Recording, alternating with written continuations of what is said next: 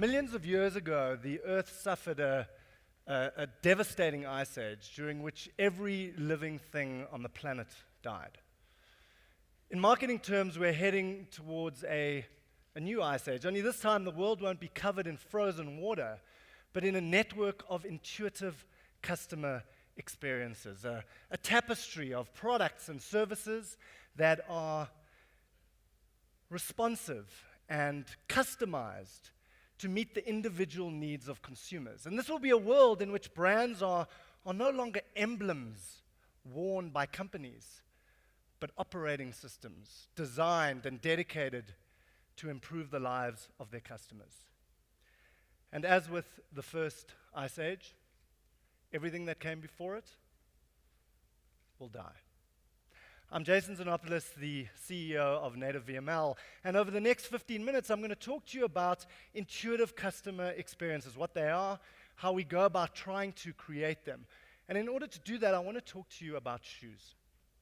So in the past, shoe manufacturers didn't spend a lot of time thinking about their customers. Their shoes were designed to be functional, sure, but they didn't really think about the individual needs or the personal aesthetic tastes of their customers. Now, this was, in the old days before television, when advertising was still very information-based, and ads, like the brands they were designed to serve, were very product-centric. So they focused on the features and functional benefits of the products themselves. And then television came along, and it triggered a creative revolution, and suddenly advertising shifted from being information-based to being entertainment-based, and we kind of entered an era of mass media and globalization. And suddenly companies were forced to shift from being product-centric to being brand-centric. It was no longer enough to produce a good quality shoe. You had to find new and differentiated ways to package and sell your product in an increasingly competitive marketplace. Suddenly, advertising went from being focused on functional benefits to being focused on emotional benefits. It was no longer about what the product did, but about the way it made you feel. So this sort of brand-centric advertising dominated the marketplace for 5 decades, until the internet came along and it triggered a second creative revolution. I think back in the 90s, a lot of people thought that the internet was just another channel, it was just another medium. But it quickly became clear that actually the digital revolution was a consumer revolution. So, digital and certainly social media have fundamentally changed the relationship between consumers and brands, and they've forced a shift from brand centricity to customer centricity. So, these changes were evident in the shoe industry too. So back in 1999, Nike launched the site called Nike ID, where you could personalize and customize your shoes when you bought them. And at the time, it was pretty limited functionality, but over the last 10 to 15 years, Nike have increased that personalization functionality. And at the time, or during that time, they've really shifted their business from being a product-centric business to being a people-centric business by creating an ecosystem of services to complement their products. So, actually Nike ID was in many ways really just the first tentative step in that direction. Nike Plus, that was launched in 2006, was their giant stride. So by putting a microchip in a shoe and connecting it to an iPod, they allowed runners to monitor and manage their runs and to share their progress with their friends. And suddenly, the simple running shoe had become a sophisticated digital platform. So, Nike didn't do this because they wanted a diversification strategy. They didn't do it because they were enamored by technology. They did it because they knew that customers would pay more for better experiences. They knew that by wrapping services around their products, they could forge deeper bonds with their customers. Or as Contagious Magazine likes to say, they could shift from having one-night stands with their customers to having more meaningful relationships with their customers. And really, I think making this mental shift from one-night stands to meaningful relationships is at the core of creating intuitive customer experiences. But in order to understand ICE, I think we need to understand intuition, what it is, where it comes from, and how we can apply it to create exceptional customer service. So the word intuition actually comes from the Latin word intuere, which means knowledge from within. And up until recently, scientists thought of intuition as a kind of sixth sense, something that was more spiritual than scientific. In fact, Carl Jung himself described intuition as an irrational function, perception via the unconscious. But today, scientists think about intuition differently. They know that although it may be unconscious, it is based on a set of cognitive processes. And while it might be difficult to articulate the outcome of those processes, they are real and often very effective. So while intuition may feel effortless, we now know that it actually relies on massive brain power and the rapid processing of data. So Gary Klein is a leading psychologist who's done a lot of research in this area, and he speaks to experts like firefighters and policemen, and he's found that under extreme pressure, they draw on their base of past experiences to identify similar situations and then make intuitive decisions about feasible options. So in other words, what Gary Klein has discovered is that intuition is a pattern matching process. It's a pattern matching process. So I'm sure a lot of you have been onto Amazon recently or Netflix, and those sites have no doubt made product recommendations. And I'm sure those product recommendations have been really, really accurate, even though they didn't know a lot about you. Even, kind of like they had an intuitive sense of what you might be interested in. And that's not a coincidence. It's not a coincidence because recommendation engines, like Gary Klein's theory of intuition, is a pattern or based on a pattern matching process. So in the case of recommendation engines, it's generally a little technique called collaborative filtering. Collaborative filtering has been around for a long time. I remember back in the 90s, how many of you were online back in the 90s? Well, wow, young audience.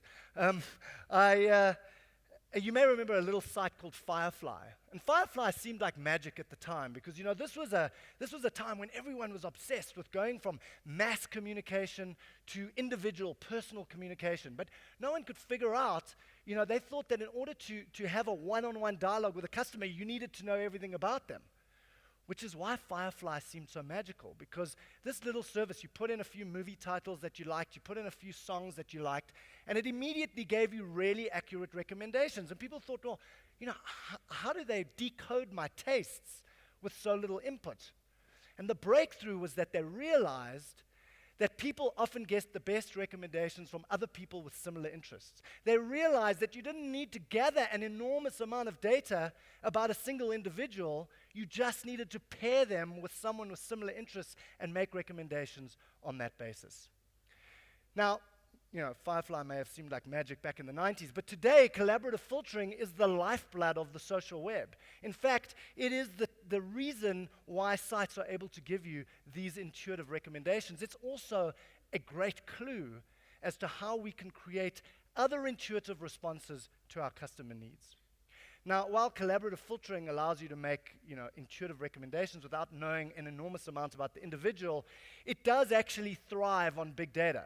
In fact, it's the source in many instances of big data.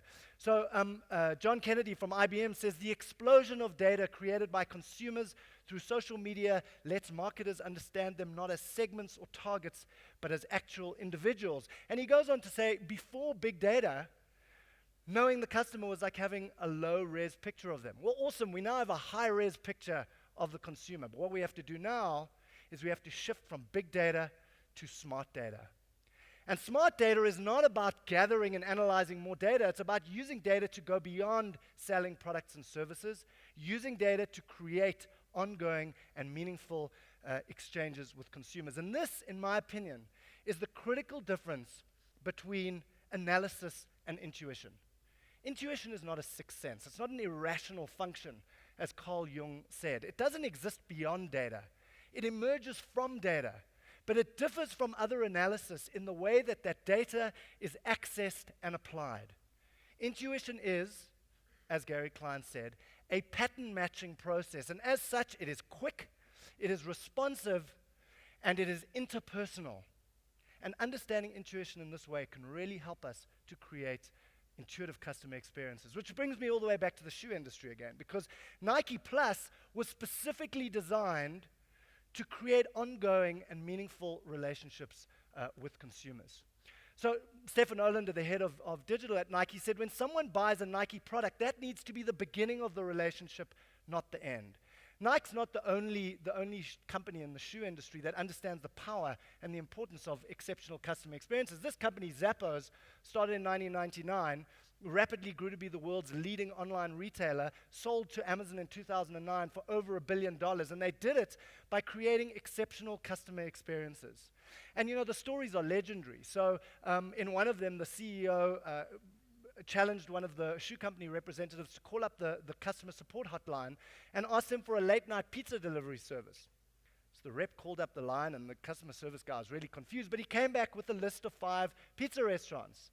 In another example, a woman called up and she said, listen, I bought a pair of shoes for my husband, but he died in an accident. Can I have a refund? It's a pretty unreasonable request. Not only did they give her a refund, they delivered a floral wreath to her house the next day, and as a result, 75% of Zappos purchases come from repeat business. So I think contrary to popular belief, ICE is not about putting the customer at the center. It's not about putting the customer at the center. It's about putting the relationship at the center. In the same way that we've moved from product centricity to brand centricity to customer centricity, we now have to shift to a relationship-centric way of doing things. It's not about putting your brand or your customer at the center of your universe. It's about putting the relationship at the center. It's about their relationship with you, your relationship with them, and by extension, their relationship with their friends and families as well, their social networks as well. Because in a media landscape that is becoming increasingly social, we are moving from marketing to people to a place where we are marketing, where people are marketing to one another on our behalves. Now, Nike Plus is a great example of how brands can do this because Nike Plus was a social network.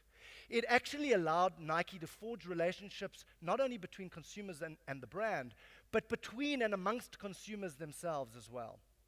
I think we can all agree that good relationships are based on an exchange of value. So if you're in a friendship or in a marriage and you don't add value to one another, it's not going to last very long. We also know that relationships deepen when there is a common set of values. So when you believe in the same things or you hold the same things in high esteem. And in a consumer-led marketplace, creating good customer experiences, good customer relationships are increasingly about these two things, shared values and shared value. Now, brands like Nike and Zappos understand this. They understand that the brand is no longer a badge worn by their company, but an interface through which they can improve the lives of real people.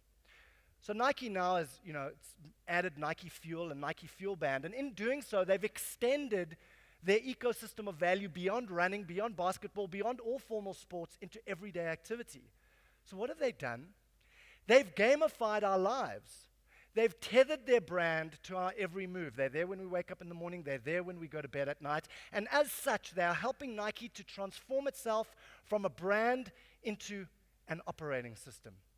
It's an operating system that combines data and functionality in order to forge emotional connections between consumers and the brand, and by extension to forge relationships with their friends and families as well. And that is a far cry from the old tackies that they used to make.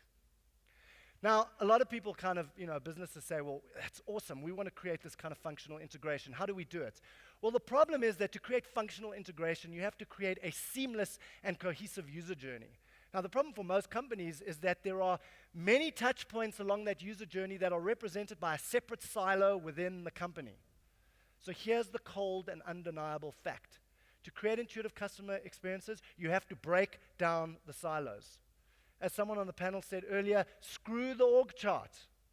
Unless you do this, you will never create intuitive customer experiences. Certainly, you have to tear down the barriers between IT and marketing.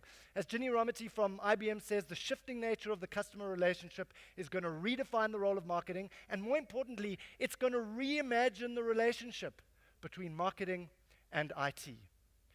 IDEO, an amazing company that I really respect, they come up against us all the time because they're trying to create innovation that can't exist with those silos.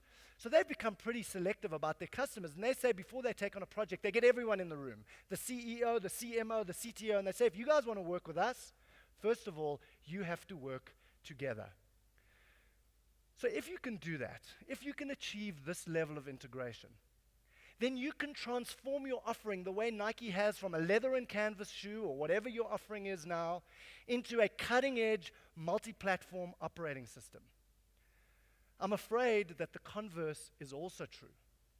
If you can't forge that level of integration, then it may be time to turn out the lights.